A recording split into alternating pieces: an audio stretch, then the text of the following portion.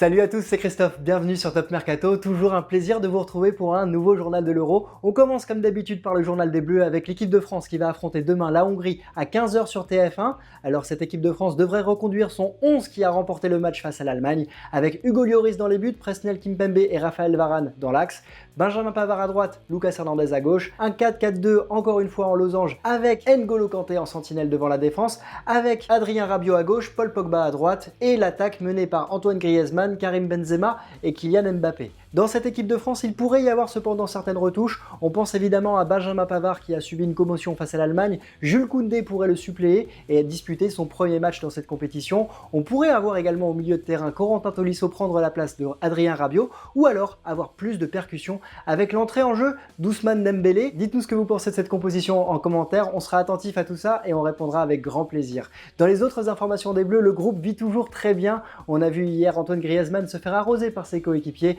On a vu également le groupe fêter l'anniversaire de Clément Lenglet dans une ambiance festive. On espère que cette ambiance apportera évidemment la victoire demain après-midi face à la Hongrie. Alors, dans les autres matchs du jour, hier, la Belgique s'est qualifiée après une victoire 2-1 face au Danemark. L'équipe belge qui était menée 1-0 à la mi-temps a vu Kevin De Bruyne rentrer en jeu et son entrée a été décisive. Il a marqué un but et il a été également l'auteur d'une passe décisive sur l'égalisation de Thorgan Hazard. Alors cette équipe de Belgique, elle monte en puissance comme les Pays-Bas qui se sont qualifiés hier après une victoire 2-0 face à l'Autriche, une victoire avec un but notamment de Memphis Depay et un autre de Dumfries qui marque son deuxième but dans cette compétition. Dans l'autre match du groupe, c'est l'Ukraine qui l'a emporté 2-1 face à la Macédoine du Nord, une Ukraine qui jouera sa qualification face à l'Autriche la semaine prochaine. Alors, dans les matchs du jour, c'est aujourd'hui l'Angleterre qui va affronter l'Écosse ce soir à 21 h, c'est le match choisi par Barrière-Bet pour le pari du jour. N'oubliez pas qu'avec Barrière-Bet, vous pouvez gagner jusqu'à 250 € de bonus de bienvenue à votre inscription.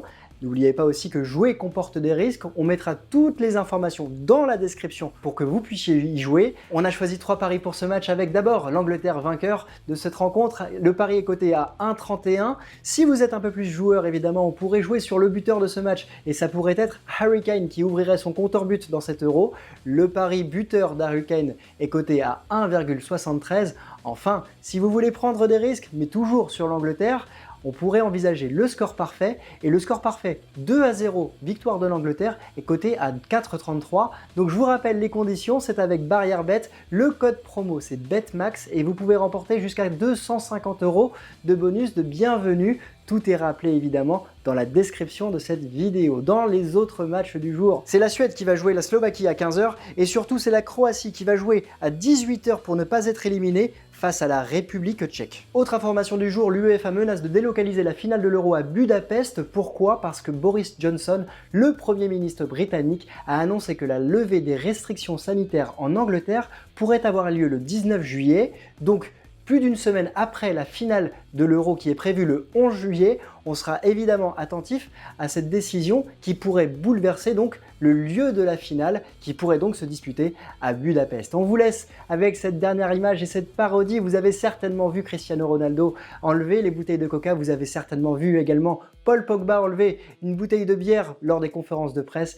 Cette parodie est très amusante et elle détourne en fait les joueurs par rapport à ce qu'ils ont réalisé. Voilà, on espère évidemment que tout cela vous fera rire comme nous. N'hésitez pas à sonner la cloche pour être informé des prochaines vidéos. Et nous, on va se retrouver demain pour l'avant-match de Hongrie-France. On vous souhaite à tous une excellente journée et on se retrouve très bientôt. Ciao!